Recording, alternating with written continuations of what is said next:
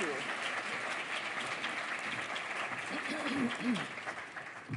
Good morning.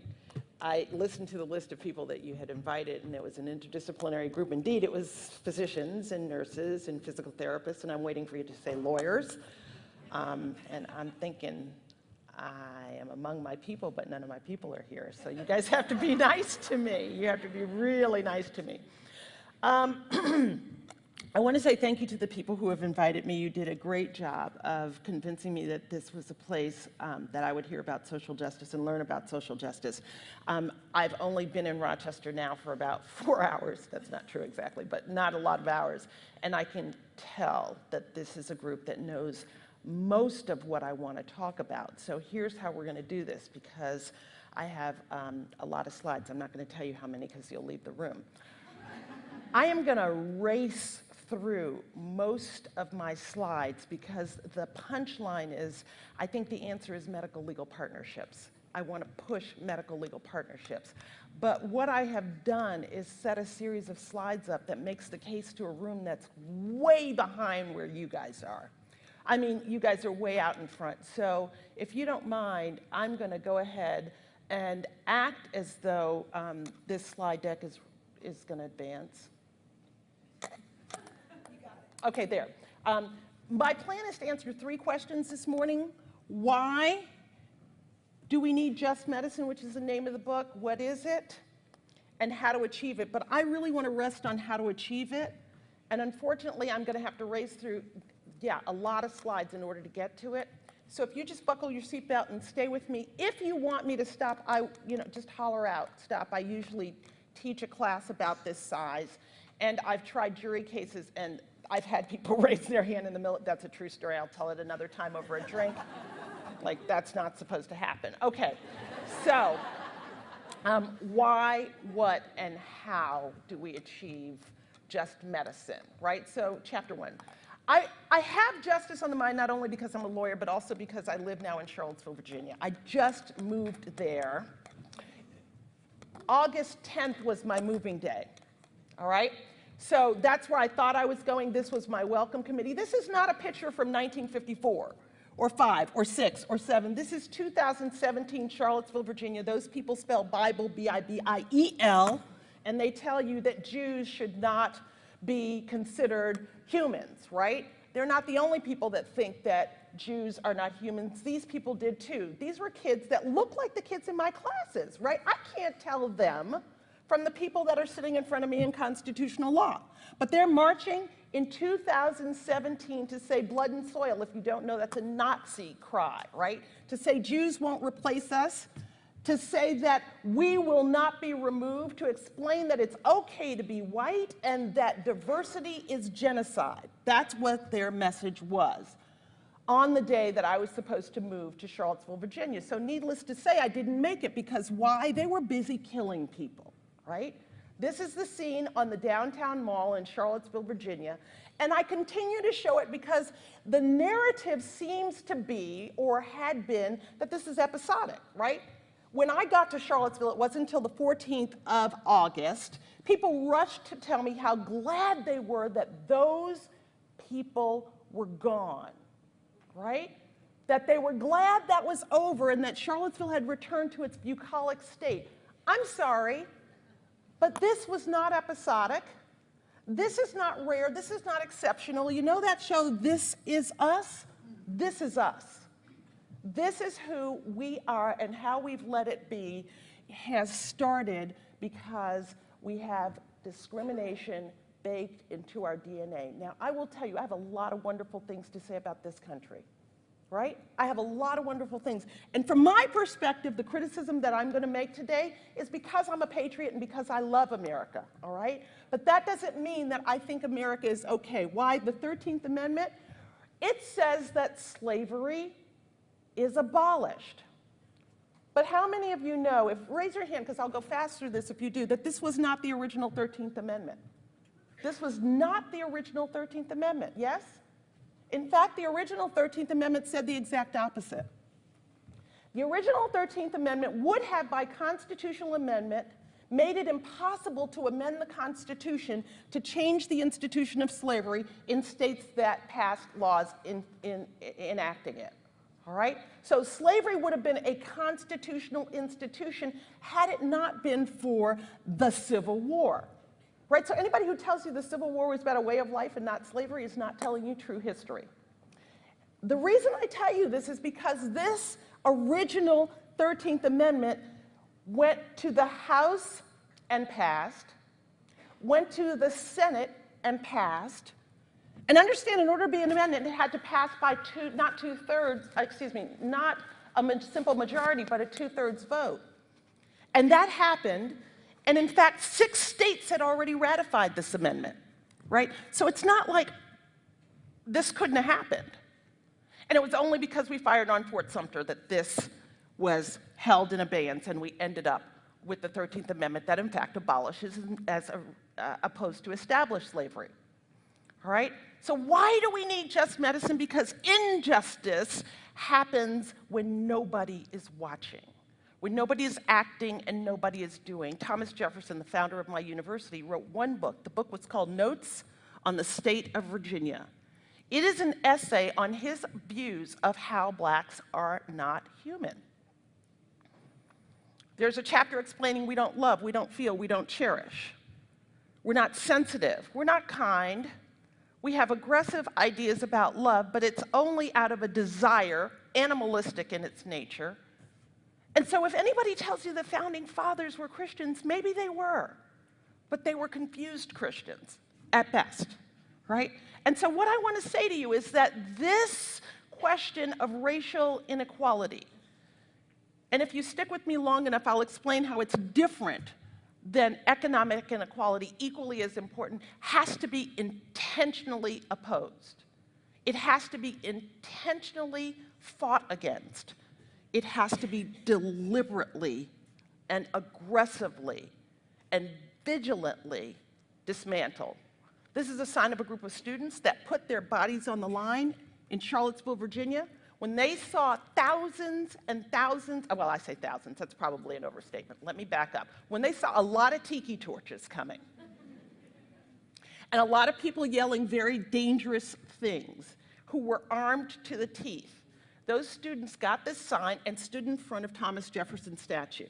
And they got beat up and they got maced. And it's in their honor that I go around the country speaking much more forthrightly about racism than I used to, because they were willing to put their bodies on the line, and that's what I think we have to do. So how do we do it? One, we recognize that we have a race problem in this country. We have a race problem. I'm sorry.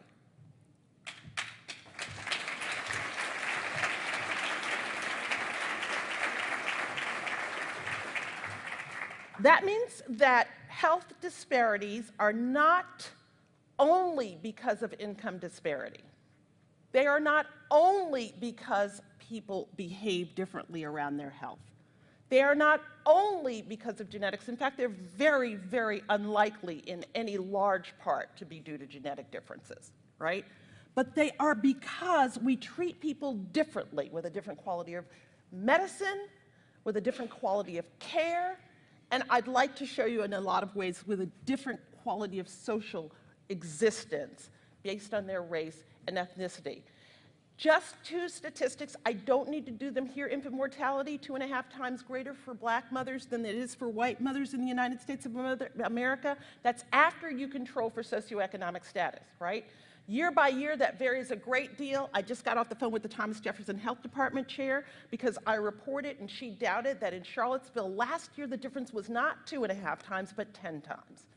10 times more black babies died in their first year of life in Charlottesville, Virginia last year than white babies. Now that was a small n, but it shouldn't be, right? The gap should not be pretty much the same today in 2016, 17, and 18 as it was in 1936.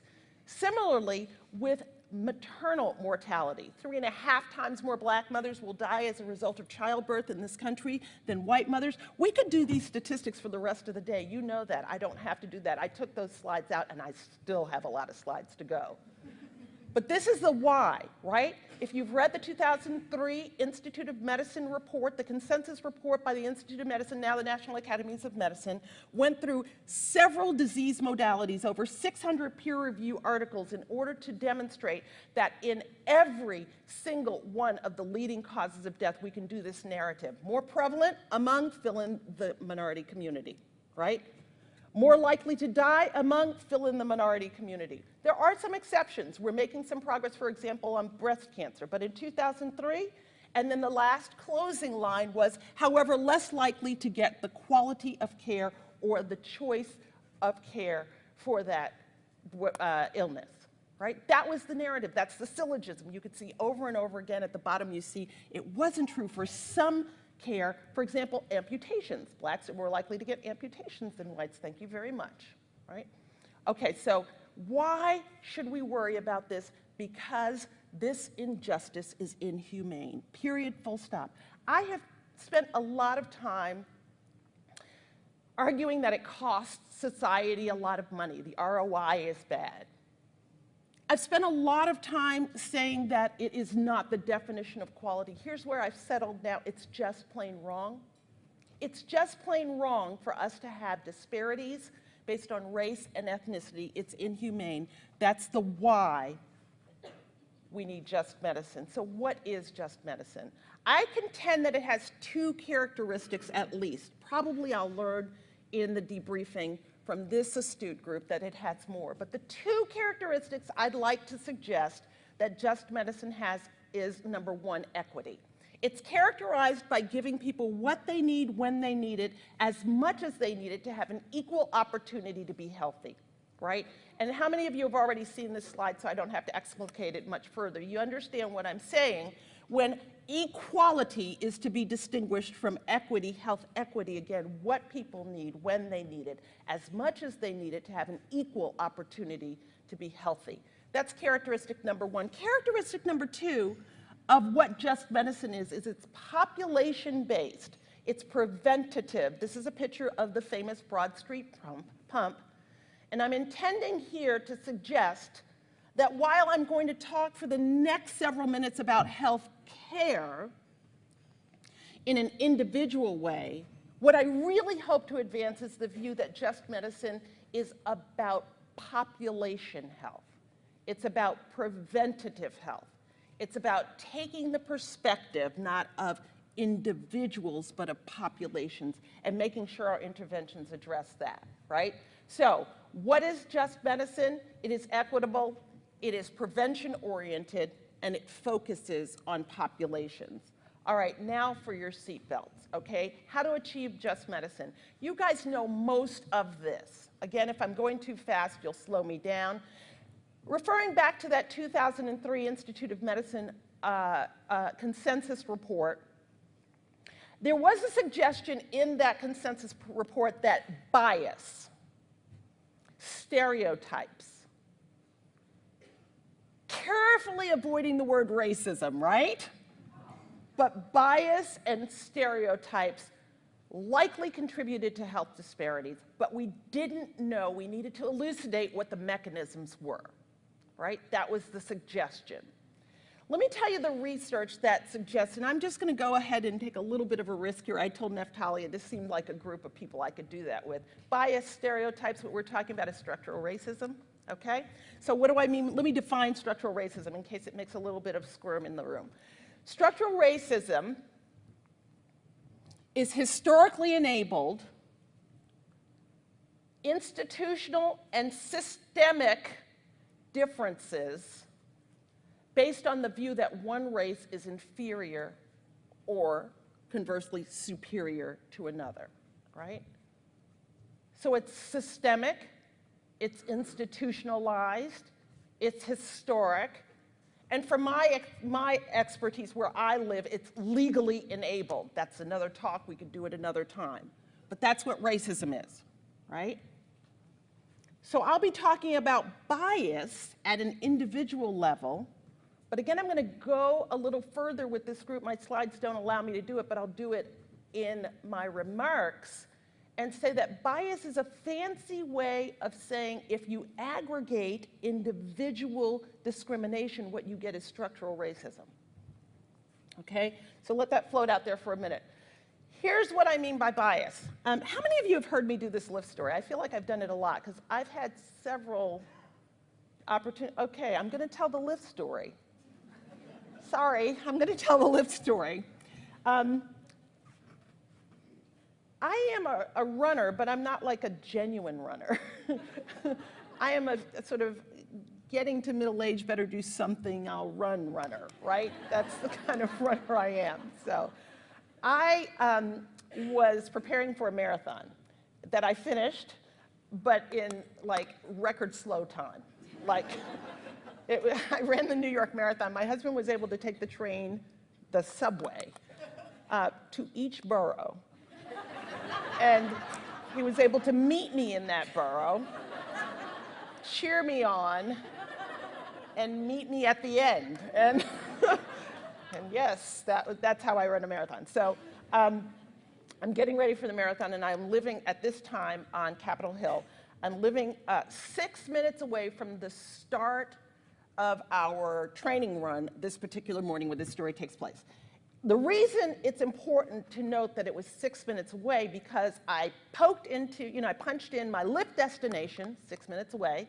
I went and got a banana, and I came up behind the Lyft driver's car, which was a white SUV, and I got in on the passenger side. He didn't get to see me until I got in the car, right?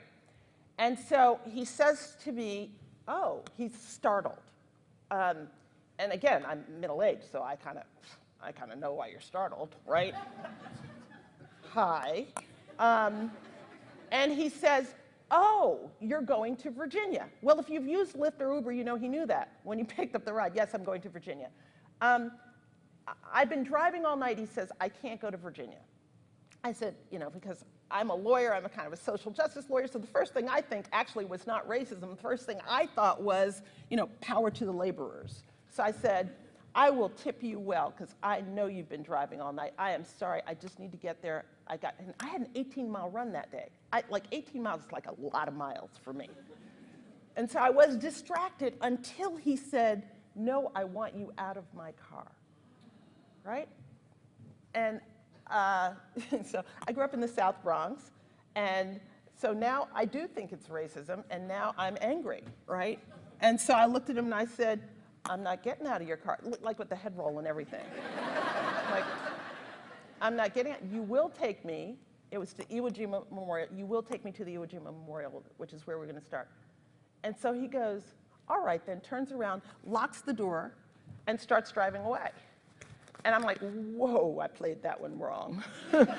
And as tough as I wanted to say that I was scared. I was literally trembling, because now I'm being kidnapped, right? So I go from angry to petrified, and I banged the door a couple of times. I wasn't hysterical, but I was feeling hysterical. I banged the door a couple of times, and I said, you stop this car right now. The third thing that he did convinced me that it was racism, right? He turned around and he looked at me and he goes, well, do you want to go home with me then? And I said, I just want out of your car. I got out, and I did the only thing I could do to take control and take power. It made no sense. It was irrational. I walked around to each one of his doors, and I opened it. I don't know what that was going to do. I have no idea what that was going to do. I thought for a second I could key his car, but I thought then he'll beat me up. But I mean, because although I am from the South Bronx, I am a huge coward. I can run, but I cannot fight. So I thought I'll open his doors. So here's the real point of the story. I called another Lyft. I did my run. My husband and I were commuting between Colorado and DC at the time. So he came to visit all weekend. That was a Saturday, Sunday. He left on Monday. I was a really unpleasant person to be with. I was grumpy. I was upset. I was kind of weepy. I was emotional. I wasn't right. So Monday morning, I get in the cab. It's another Lyft. I'm on my way to work, and I say to the driver, something happened to me on Saturday. Is there anybody I can report it to? And she says, sure, call the emergency line. So I call the emergency line before I could think of it. The guy answers the phone, and he's got a deep Southern accent. Not just a Southern accent, a Virginia Southern accent. So that's like that really deep drawl. And he says, this is Lyft, what's your emergency? And I realized I don't have an emergency. And so I'm stumbling, trying to explain. I think I was racially profiled. I think it was discrimination. I'm not sure he didn't use the N-word. I'm apologizing at this point, right? Because I'm scared that I don't have a real thing to tell him. And his response was this: ma'am, you're right. That is an emergency. That should never happen to anyone. If you want to stay on the phone all day, I will stay with you until we make it right. That is why I drive and ride Lyft all the time now, right? Because implicit bias, unconscious racism, was what I thought I experienced. To this day, I think it's what I experienced. But this man, the cab driver, never said the N-word to me. He didn't say, get out of my cab because you're the wrong color. But I internalized it as racism. And when I say internalized it, I tell the story because your patients internalized it too. After the Lyft emergency dispatcher said, I will stay on the phone with you until we get it right, I simply broke down and cried. Right in that lady's cab. I just started weeping. Why? Because I had held all of that racial feeling of discrimination physically, right? And what I want to tell you is racism hurts. And it hurts not only physically, but I think the evidence is pretty convincing that it hurts psychologically and mentally also, right? So if we want to push the envelope of what kind of behavioral health interventions we should be looking at, we should be, this is the punchline because I'm afraid I'm taking too long, we should be screening for and thinking of interventions that are directly intended to treat the disease of racism, right? Okay, so that's my Lyft story. The last thing I want to tell you from it, though, is that I was as susceptible to bias as the cab driver was. Why? The guy who answered the phone had a Southern accent. I didn't know him. I didn't have any idea who he was or what his thoughts about what I was going to tell him was. But as soon as he answered the phone, I started apologizing because I thought his Southern accent, in fact, convinced me that things were going to get worse before they got better, right? And the exact opposite was true. But I've been trained. Indeed, all of the information in my social cues told me not to trust this man in a matter of seconds. I didn't know who he was, and he turned out to be a person very different from who I thought. 16 takeaway lessons from the Lyft story that are supported by the literature. Implicit bias is something you know all about already. So just please don't make me stop on these slides, right? Okay. So it's environmental, it's atmospheric, it's all around us, it happens unconsciously. We're triggered by the social information that we get from music, news, the discourse in our neighborhoods, and it automatically affects all of us. Everyone, to be human, is to have implicit biases, right? It's different from bigotry, but only at an individual level, right? Because it's unintentional, it's unconscious. It operates automatically, it operates unconsciously, it operates unintentionally, but here's the word preemptively, it will preempt your better self, right? As you know, we can take tests of people's explicit preferences and they can prove themselves egalitarians, but when that explicit preference is coupled with high implicit bias numbers, then they tend not to make judgments, decisions, choices out of their explicit, but rather out of their implicit preferences, and it's pervasive, right? We could spend the rest of the time on this slide, we won't. We all have implicit biases. They're different from racism at an individual level. However, once we measure them with the implicit association test that requires you to associate quickly pictures and words so that we can see what your biases are based on the time that you take to associate pictures and words. Once we aggregate those at the community level, we not only see that the majority of Americans, when you do the racial implicit association test, have an anti-black, pro-white bias. That's black and white test takers alike. We could spend some time on that in the Q&A if you're interested also. But we also see that when you aggregate a community's implicit association scores, community level bias predicts health outcomes, predicts adverse health outcomes. This literature is worth a talk in its own right. I'm just showing Irene Blair's recent work saying taking that community level bias number, aggregating it, we can correlate it to disparities in infant mortality, disparities in low birth weight. We can correlate it to disparities in death due to circulatory disease. And certainly we can correlate it to, for example, the incidence of fatal police shootings of unarmed victims, right? So my point here is that when we aggregate community level implicit bias, we have structural racism, and that structural racism impacts health outcomes, all right? So that's lesson number 3. I had 16 lessons. I sort of breezed through that because, again, I thought you'd run from the room, but I think I can get through them really quickly. So the research also tells us, you guys are probably already familiar with the Kevin Schulman study in 1999 that talked about the differences between treatment decisions for cardiovascular disease of blacks and whites based on the gender and race of the patient. You probably are also familiar with this study, Alexander Green's study, that correlated those differences in treatment decisions with implicit bias numbers, right? So an internet-based vignette allowed the physicians to score their implicit association numbers, implicit bias numbers rather. A survey allowed the researchers, Alex Green's team, to also quantify levels of explicit bias that were dissociated. The takeaway from this study is that as implicit bias increased, that is pro-white, anti-black bias increased, the probability of getting the treatment of choice, in this study thrombolysis for cardiovascular disease, decreased, right? So the groundbreaking information from this study is that implicit bias affects possibly treatment choices, right? That's takeaway lesson from that study. There have been studies that have found otherwise, however. Irene Blair did the same kind of study with hypertension and found the opposite, that there was no correlation between implicit bias increasing and the probability of getting treatment of choice for hypertension. This has started a very important conversation about which diseases are more likely to be susceptible to treatment variation based on implicit bias, which specialties, physician specialties, are more likely to be susceptible. Your guess? How about least likely? We'll do the good side. Your guess. Least likely so far from the data, pediatricians, right?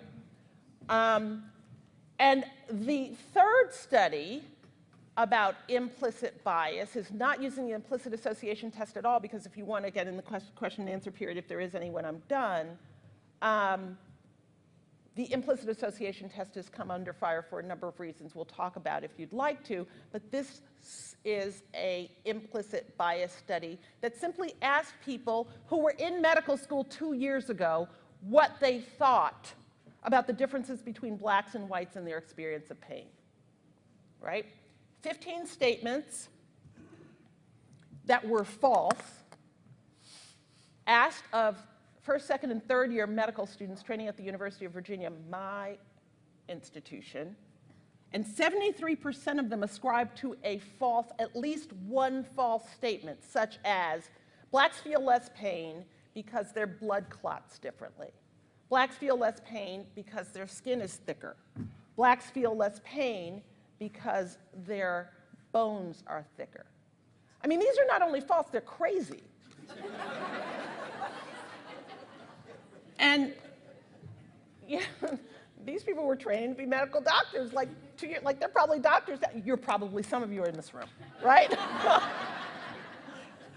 And I mean, I'm saying that to say we got a lot of work to do, because the study also showed a correlation between the likelihood of treating pain and the number of false perceptions that people ascribe to, right? So if you want to know why the opioid epidemic is largely a white middle-class epidemic, or white, it's because we don't get pain treatment, right? So maybe that disparity has worked in our favor anyway. It's not a laughing matter, I know. But okay, so takeaway lesson number 4, treatment can vary based on implicit bias. So can perceptions, right? Michelle Van Ryn does a lot of work about how physicians think of blacks and whites and Latinos. Her studies on Latinos are phenomenal, right? Where she says to physicians, what's your perception of this patient? And she codes different responses. And what she finds is that things like susceptibility to drug abuse is incorrectly perceived to be higher among Latinos and blacks than among whites. That's empirically untrue, but physicians in her studies show that they believe this. Likelihood to exaggerate, right? So believability, warmth and compassion. So those perceptions could be another mechanism through which implicit bias affects individual care. Lisa Cooper at Johns Hopkins does studies of communication. So communication could be another way in which implicit bias affects the quality of care, right?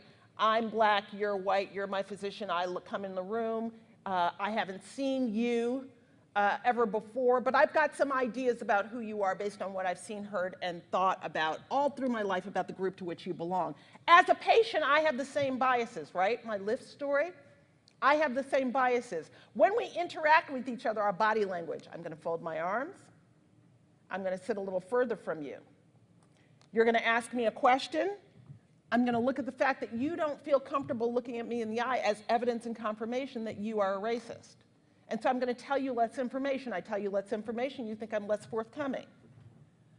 Since you think I'm less forthcoming, you start feeling as though your time is being wasted. You're not going to spend time with me. I interpret that as your impatience with black people generally, right? And so you see we're off to the races.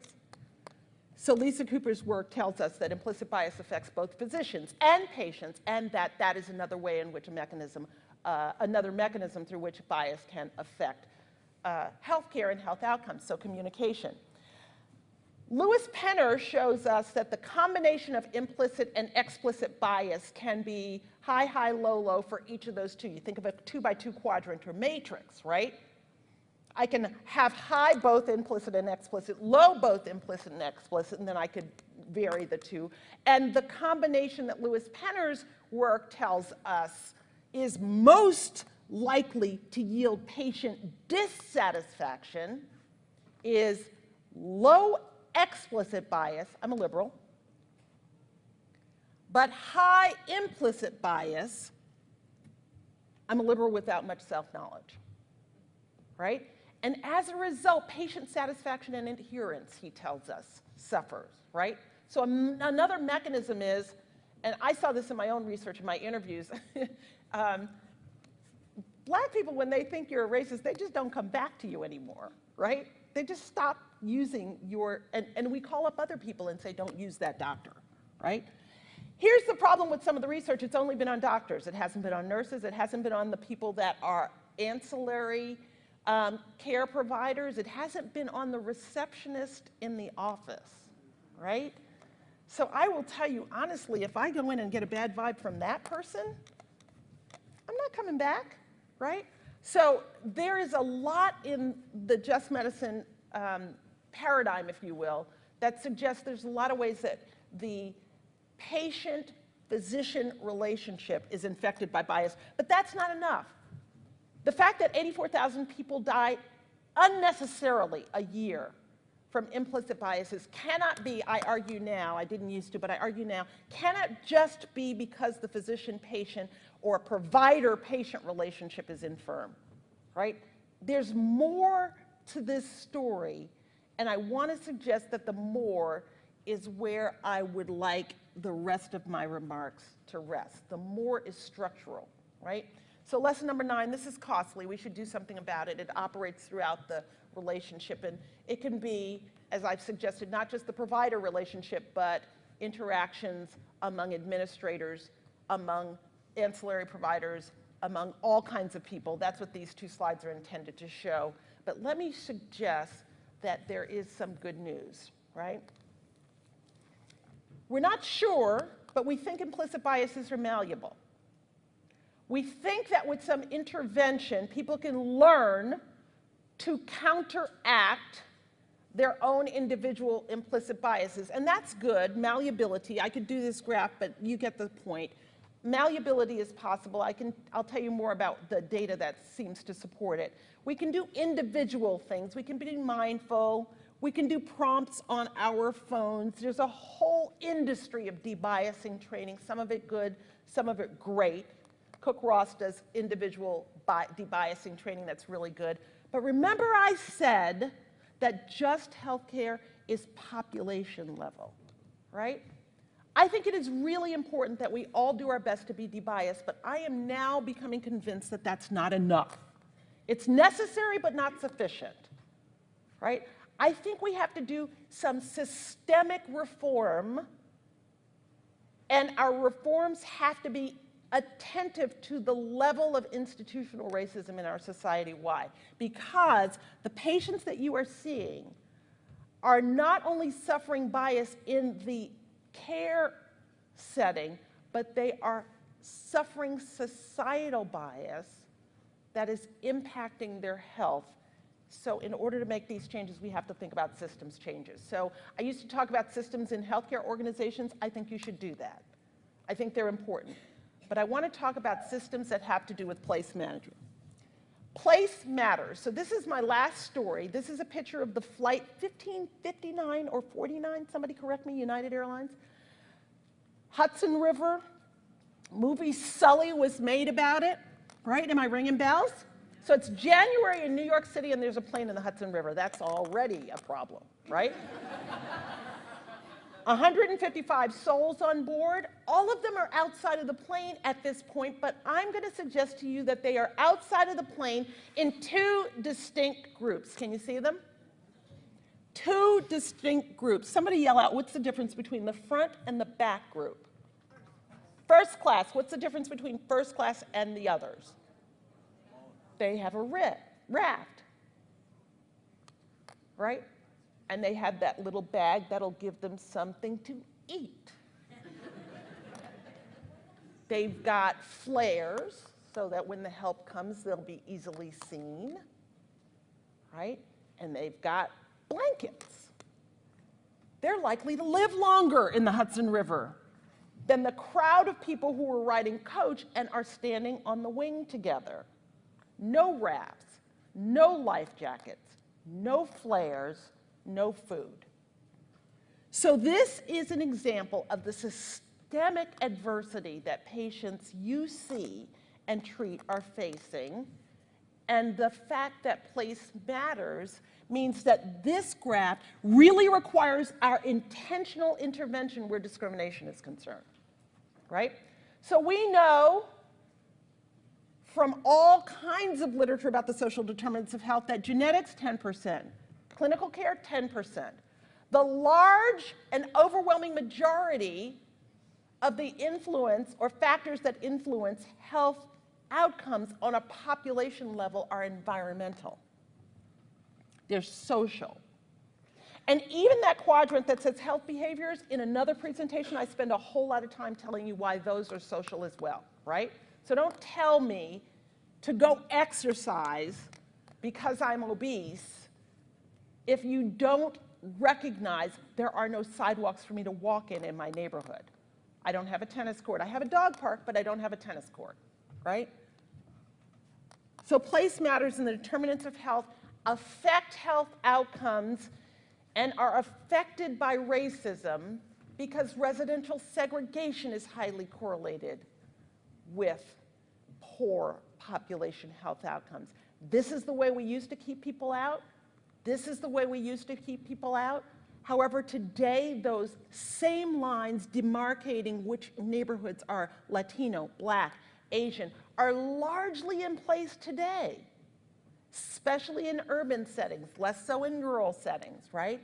And that means that substandard housing conditions are largely affecting disproportionately populations that are vulnerable. You guys know this. This is not information that's new to you. It also means that affordability and the stress of displacement is affecting populations that are vulnerable. You know this. This is not new to you. Housing is affected by discrimination.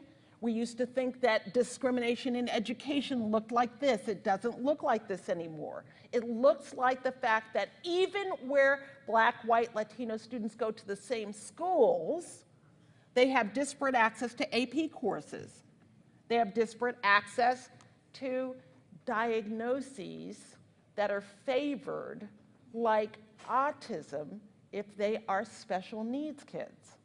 They're more likely to be sent to the class for discipline problems if they're Black and brown, rather than sent to the nurse or to the provider to deal with autism and to begin an individual education plan, right? So discrimination affects educational attainment for populations as well. That's lesson number 12. I'm almost done. We used to think that food disparity looked like this, that people threw food on you and told you you couldn't eat in a counter. It doesn't anymore. That same map, I'm picking on Virginia because it is my now home state, right? The capital of the Confederacy, shows that where we redlined in 1933 is largely correlated with where food deserts are in Richmond today, right? So food security affects population as affected by discrimination, even criminal justice. This is what we thought criminal justice or injustice looked like in the 1920s, 30s, even in some parts of the United States in the 40s.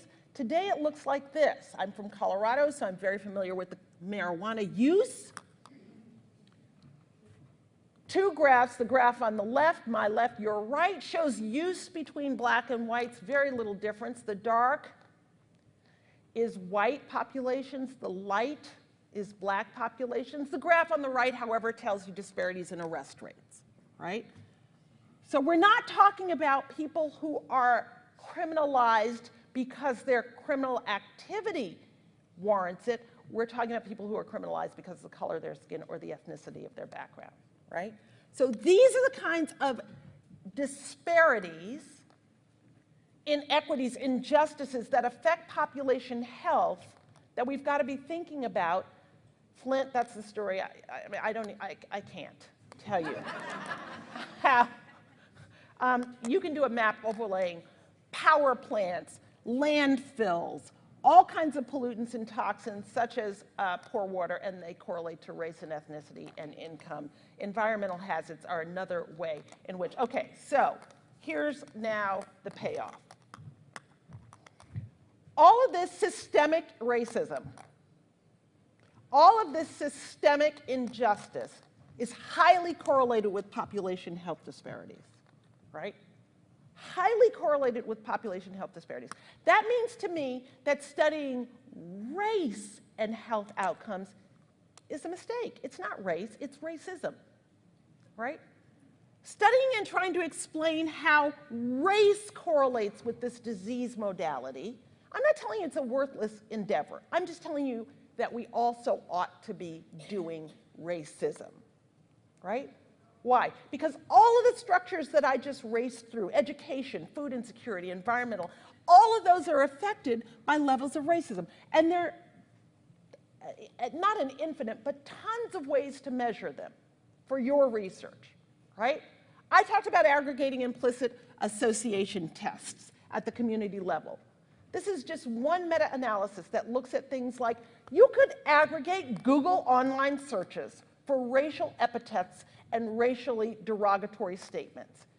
And you can map those geographically, it has been done, and see a correlation between disparities in mortality and the incidence of Google online searches for racial epithets. That tells you something about the way we should deliver health care, right? It tells you something about the interventions. It tells you part of the reason why in Richmond, a 5-mile distance can account for a 20-year difference in life expectancy. Why does place matter so much?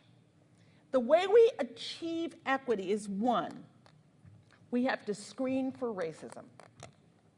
We actually have to ask people what their experiences have been with racial violence, racial discrimination, because like it affected me after my lived experiences, it is affecting your patients. And if we're not screening for it, we're asking a lot of questions that are masking the fact that that lady had that experience, or the fact that this population in Charlottesville has been subject. Now, 2 years running, the TV cameras weren't there, but the white supremacists keep coming back. They were in the law school building 2 weeks before the anniversary, and 2 weeks before my law students had to take an exam. And I literally watched a circle of black students who had boldly stood up to Jason Kessler, the organizer of the right to the Unite the Right rally, right? After he walked out of the building, these students, law students, literally fell on the floor and started crying, right? You need to be screening for what these people, I think it has a correlation to why disparities are so persistent in diabetes, in other chronic diseases. I think it will change the way you deliver behavioral health care, because depression, anxiety that is related to those kinds of experiences should be treated differently from depression that's related to other causes. Secondly, medical legal partnerships. Many low-income, especially patients, have got health problems that are intimately involved and interwoven with legal problems, right? And that's not something intuitive. It doesn't come to mind. You're like, how do we improve our collaborative care? Oh, we need a lawyer. That's not exactly what you would have thought, right? But here is the paradigmatic case that I want you to remember, and it's the easy one. I can tell you lots of stories about ones that are lots more complicated. But the easy one is your patient has asthma, and you give your patient albuterol, and your patient goes home to an apartment that is mold infested, that is roach infested, that has lead paint, and your albuterol is powerless to combat that environment. Your lawyer, however, has got a tool set. When we look at medical legal partnerships interventions, their interventions on housings are pristine, right? And I can tell you from personal experience, child after child after child that we at our medical legal partnership has intervened on, we don't even need to go to court. All we need to do is write a letter. Dear sir, I understand, in my favorite instance, it was a housing project that exploited undocumented people who were out of status, right? I understand that Mr. and Mrs., I'll call them Jones, are being evicted. We've quickly spoken to the population in your housing development. We understand that there are about 50 families in a similar circumstance. Here's how we're going to do this. And we explain to them that they've broken code. We explain to them that they haven't satisfied eviction law. And we do not have to do much of anything else, but we can get those buildings up to code, and then your albuterol will work, right? That's the paradigmatic case. There are lots others like that. There are 300 medical legal partnerships around the country. They're proliferating. They're not well funded. If you want to talk about how to start one, I can direct you to the National Medical Legal Partnership site. It is a great place to start, but here's my beef with medical legal partnerships right now. They're doing great work in housing, great work in education, great work in legal status correction, right? No work in discrimination. We have to add anti-discrimination law to the complement, if you will, of cases. If you want to start a medical legal partnership that focuses on civil rights, I'm your woman. I can help you. But those are the kinds of things we have to do. And lastly, I'm speaking to the choir. Healthcare is the hub of social justice. If you ask me, a preventive medicine view of healthcare means you collaborate with people who intervene to provide affordable housing and supportive housing, who intervene to correct and address pipeline problems, to intervene to provide communication between police departments and youth, right? If you see health outcomes as the evidence of injustice, then you could see yourselves as healthcare providers as the hub of a network to address it.